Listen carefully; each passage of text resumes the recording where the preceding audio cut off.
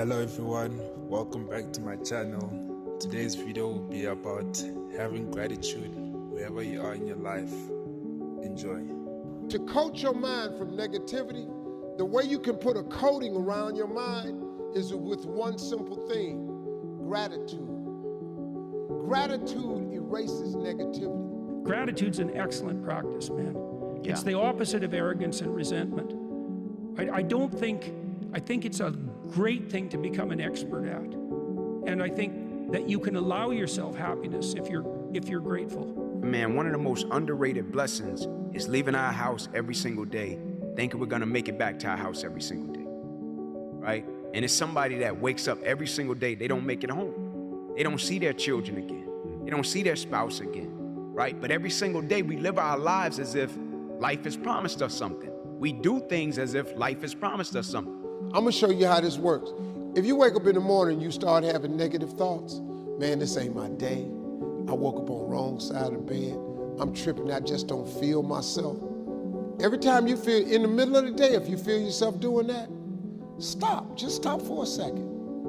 And start going over in your mind everything you have to be grateful for. Do you think there is a way for people to be content, but all the while be working to something greater? And if yes, how do you go about that?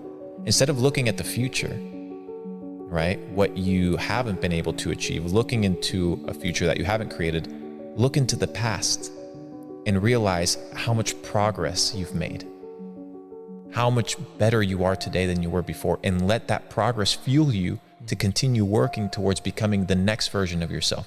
What's the best piece of advice you've ever received? Thoughts become things. You'll understand that a lot of the outcomes in your life and things that happen to you or for you happen because of the way that you think. And one of the things that I did was every morning I just said that how grateful I was. And I said if I could look for 3 things that I'm grateful for every single day, all of a sudden every day they'll wake up and I'll be looking for things to be grateful for. But the fact that you can walk, that's a blessing.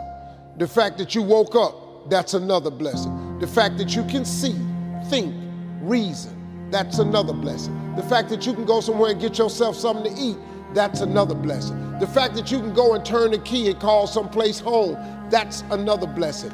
The ability to dream is a blessing. The fact that you have an opportunity to get it right is another blessing. The fact that you're beautiful, that's another blessing. The fact that you have any measure of health, that's another blessing. And I'm just talking to you, I don't even know you. I could give you 50 things you ought to be grateful for right now. I don't even know you. The clip you see on social media to where the guy just says, hey, call your mom. Yes. You ever saw that clip? Yes. And like the truth that it has. It does, it hits you. It's a simple sentence. You go, Right. He's right. Call your mom, man. If your mom is living, call your mom. Yes. Because we text, right? Yes. We tell people, and you're like, man, when you think about it, you're like, man, yeah, like call your mom. Right. Like Yes. call your dad if you still got your dad. Call your little sisters, right? And we get in this fast-paced society, and when you lose something, it brings a certain level of conviction and thought that makes you appreciate things around you and the things that you have. And that moment changed me. I think Have there been things that you've learned about yourself, like through some of that? Because it's an interesting experience. A lot of people don't have it. Well, I've tried to maintain like a stance of amazed gratitude.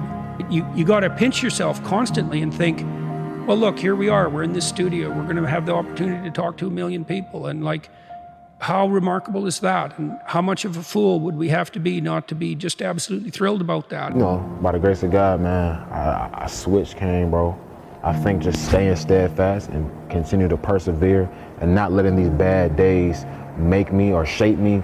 It's like I had a bad day yesterday, but we got a new day today. Let's try and make this one good. All right, I had a bad day today. We got tomorrow. Let's try and make that one good. So it's like I just keep stepping forward, pushing forward. And I want to tell you, bro, no matter how many bad days that you have, keep going forward. Them rainy days will stop. It will be sunshine. Like when situations happen now, I'm like, life, what are you trying to teach me right now? Like, God, what can I extract from this situation since I don't like it and I don't understand it? I'm sure lessons and blessings, stages and phases, I'm sure it's something in it that I can extract and apply to some area of my life.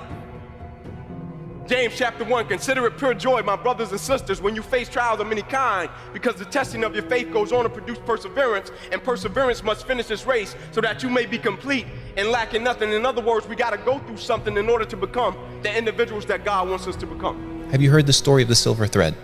There's this tale about the silver thread. This small boy, he's about to go to school and he's not content. He doesn't want to go to school.